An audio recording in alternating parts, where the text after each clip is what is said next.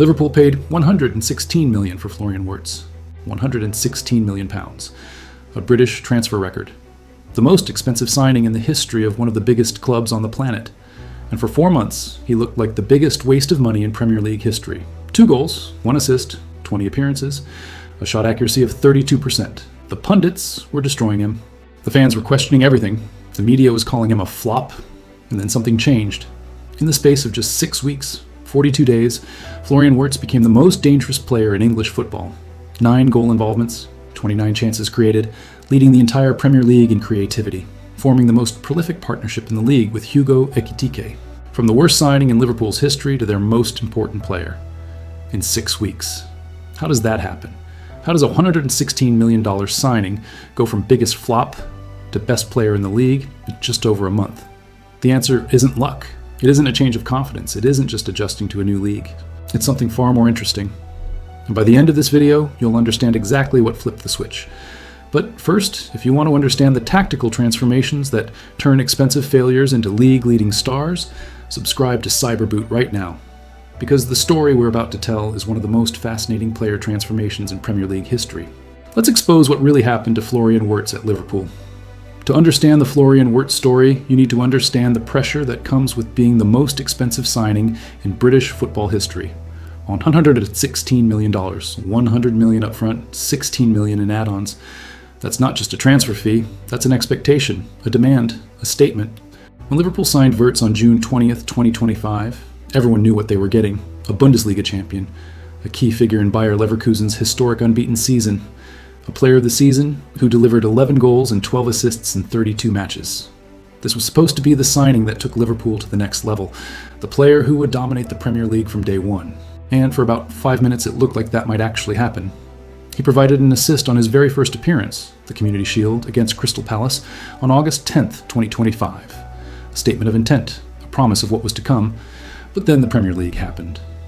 And the Premier League is a very different beast from the Bundesliga, the physicality, the pace, the intensity of the defensive pressing, the way teams close down space, the way defenders step onto you before you've even touched the ball. It's brutal, and it doesn't care how talented you are or how much you cost. And Florian Wirtz, for 4 agonizing months, couldn't crack it. From his Premier League debut on August 15th through to mid-December, he was invisible. 2 goals, 1 assist, a shot accuracy that would embarrass most amateur players. And the question that started dominating every football conversation in England was the same. Was this the biggest transfer disaster in Premier League history? Today, we're going to answer that question. But more importantly, we're going to explain why the answer is absolutely, definitively no. Because what happened to Florian Wirtz starting in late December 2025 is one of the most remarkable individual transformations we've ever seen in English football. And the reason it happened is not what you think. Before we talk about the struggle, we need to understand exactly who Liverpool were signing, because the context matters enormously. Florian Wirtz wasn't just a talented young player Liverpool took a gamble on. He was arriving fresh off one of the most remarkable seasons in the history of German football. Bayer Leverkusen had just won their first ever Bundesliga title, their first league championship in 120 years of existence, and Wirtz was the engine behind that historic achievement. Under Xabi Alonso, Leverkusen didn't just win the league, they went the entire domestic season unbeaten. An invincible campaign, something that's incredibly rare at the highest level of European football. Wirtz was central to everything. He finished the season with 11 goals and 12 assists in 32 matches. Those numbers look impressive on a spreadsheet, but the context makes them extraordinary. He wasn't just scoring and assisting. He was creating. He was dictating. He was the creative heartbeat of a team that was rewriting German football history. Every top club in Europe wanted him. Manchester City, Real Madrid, Barcelona, Bayern Munich, Chelsea, everyone was in the race. Liverpool won, and they won by paying a staggering $116 million. Now, here's the critical question that everyone should have been asking at that point. Was Wirtz's success at Leverkusen transferable to the Premier League? Because here's the thing about the Bundesliga that most people don't fully appreciate. The space. Germany plays with more space than England. Defenses sit deeper, midfields are less compact. There are bigger gaps between the lines. And Wirtz's game was built for that environment. His dribbling, his vision, his ability to find pockets of space, all of it flourished because the space was there. But in the Premier League, that space disappears. English teams press higher, they defend in more compact shapes, they close down players faster. And the question was always going to be, can Wirtz thrive without the space he was used to? For 4 months, the answer looked terrifyingly like no. Let's talk about the dark months, August through December 2025. 20 appearances, a nightmare that nobody at Anfield wanted to talk about. The numbers tell the story brutally. 2 goals, 1 assist, in 20 Premier League appearances. For a player who cost $116 million, those numbers are catastrophic. His goal involvement came once every 471 minutes. To put that in perspective, elite Premier League creators average a goal involvement every 150 to 200 minutes. Wirtz was producing at a rate that placed him among the worst attackers in the league, not just among expensive signings, among all attackers. And his shooting, a 32% shot accuracy. Only 9 of his 28 shots hit the target. This wasn't a player who was unlucky. This was a player who was struggling fundamentally with the environment he'd been placed in.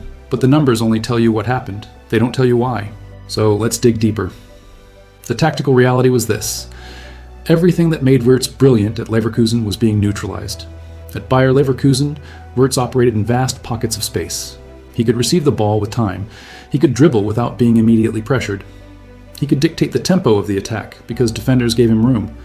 At Liverpool, none of that existed. Premier League defenders closed him down instantly. Before he could even set his feet, a body was on him. Before he could scan the field for options, the space had disappeared. Critics started saying he looked lost, and honestly, he did. He was a player designed for open spaces who was suddenly operating in a claustrophobic environment, a fish out of water in the most physical league in the world. And the pressure was mounting. Every week the narrative got worse. Every match without a significant contribution deepened the wound.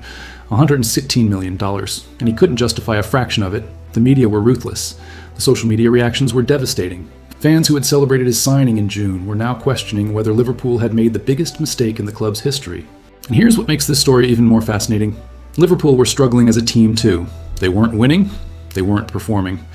And the most expensive signing in British history was supposed to be the solution. Instead, he was part of the problem. Now, let me ask you something. At this point in the story, would you have sold him in January, or would you have given him more time? Drop your answer in the comments.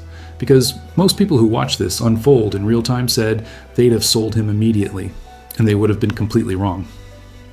December 20th, 2025. Mark that date, because that's when everything flipped. Not gradually, not slowly, not over weeks of incremental improvement, almost overnight. But here's the crucial detail that most people miss. The transformation didn't happen because Wirtz suddenly got better. It happened because Liverpool finally stopped asking him to be someone he wasn't. This is where Arne Slot enters the story. Slot had spent the first 4 months trying to integrate Wirtz into Liverpool's existing system, a rigid structure that demanded specific positional discipline, clear zones, clear responsibilities. And for a player like Wirtz, who thrives on freedom, on movement, on finding space instinctively, that structure was suffocating him. Imagine being told to stay in one area of the pitch when your entire instinct is to drift, to move, to find the pockets where you can hurt teams. That's what Wirtz was experiencing.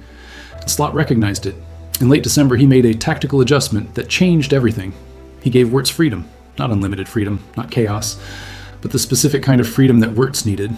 Freedom of movement, the ability to drift away from his nominal position, the space to find pockets between the lines and operate there.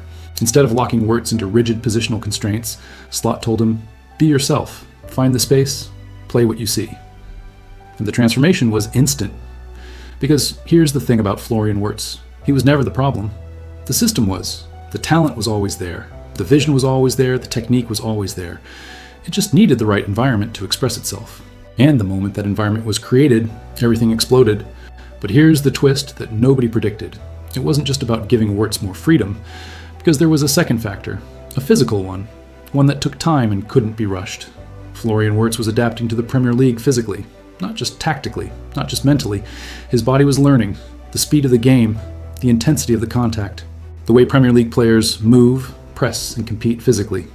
All of that takes time to process. And Wirtz's technique, his exceptional ability to keep the ball in tight spaces, to retain possession under pressure, started to become his greatest weapon precisely because his body had finally adapted to the environment. In the Bundesliga, his technique was impressive. In the Premier League, after adaptation, it became extraordinary, because now he could use that technique against defenders who were trying to take the ball from him at the highest physical intensity in world football. And he was winning those battles. The combination of tactical freedom and physical adaptation created something that Bundesliga defenders had never faced from Wirtz. A player who was both technically brilliant and physically ready for the fight. And the Premier League had no answer for it.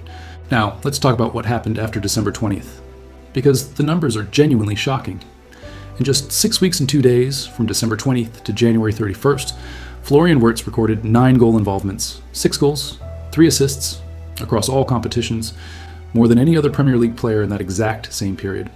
But the goal involvements are just the headline. Let's look at the creativity numbers, because that's where it gets truly remarkable. In those 6 weeks, Wirtz created 29 chances. 26 of those came from open play. 29 chances in 6 weeks. For context, that led the entire Premier League, ahead of Bruno Fernandes, ahead of Martin Odegaard, ahead of every established creator in English football. The most creative player in the league in 6 weeks, after 4 months of being called a flop. But here's what's even more interesting than the individual numbers: the partnership. Wirtz formed a devastating connection with Hugo Ekitike, and the chemistry between them was immediate. Wirtz would drift into space, receive the ball, and find Ekitike with passes that only someone with his vision could deliver. Together, they produced 6 goal combinations in those 6 weeks, the most prolific partnership in the entire Premier League. And Ekitike's own numbers exploded as a result. He reached 10 goals, directly benefiting from Wirtz's creativity. This is what happens when you free a creative player. The entire attack lifts. It's not just about Wirtz anymore, it's about how Wirtz elevates everyone around him. And the difference between the struggling Wirtz and the dominant Wirtz wasn't talent. It was environment. It was freedom. It was allowing a world-class creator to do what world-class creators do: create.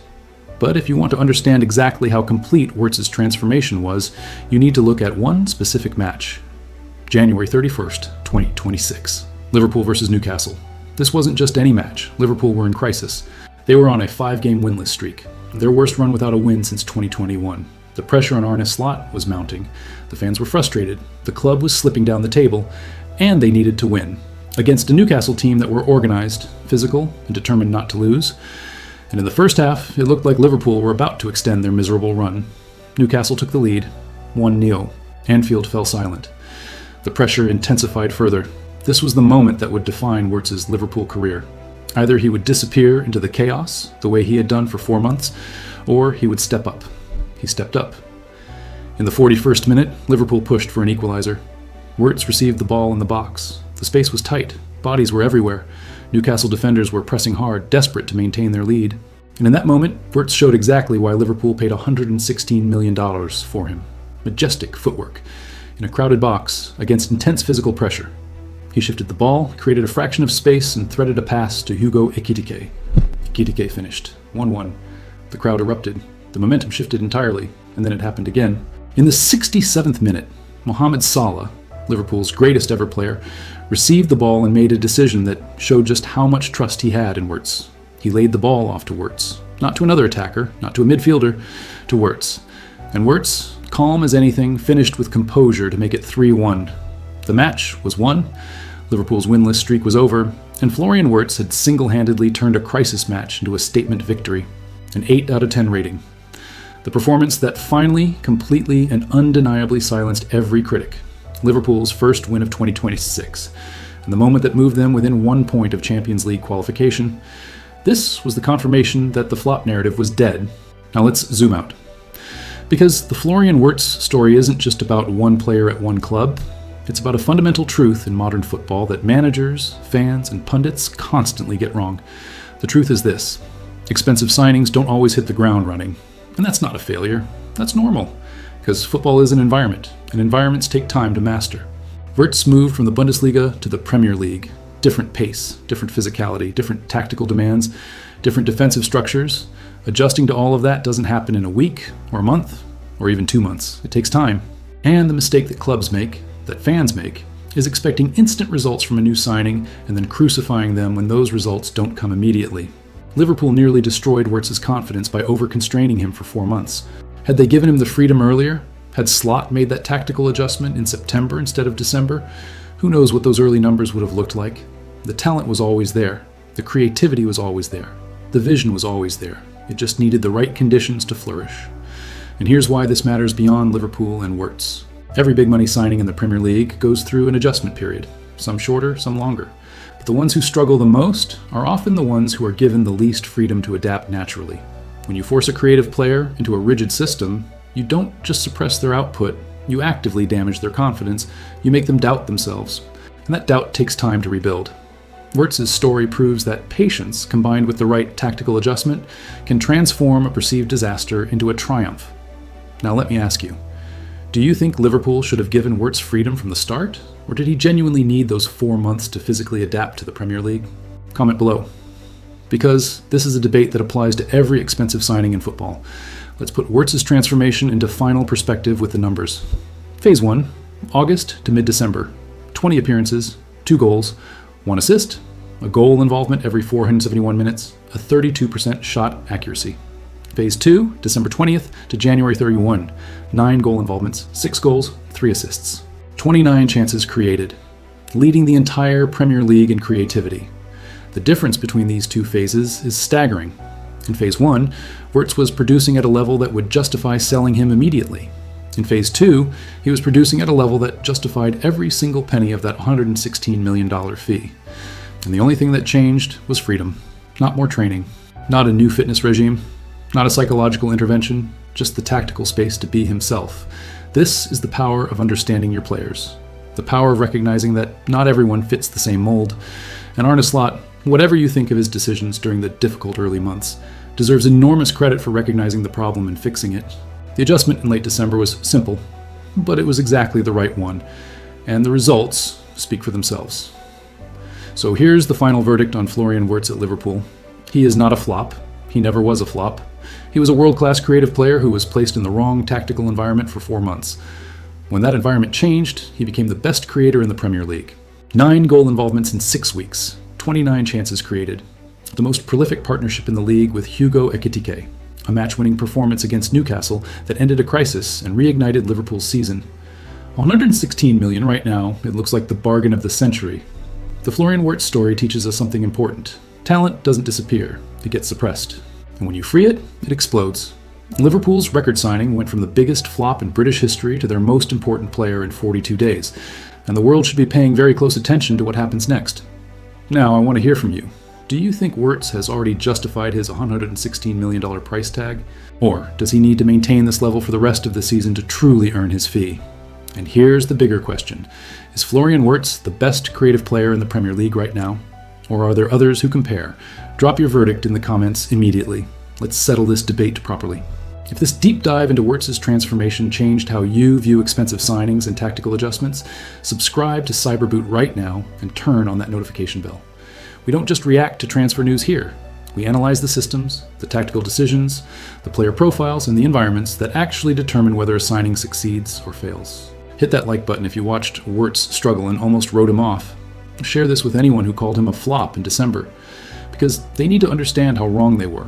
And remember, the most expensive signings in football aren't judged by their first month, they're judged by their entire story. This is Cyberboot. See you in the next one.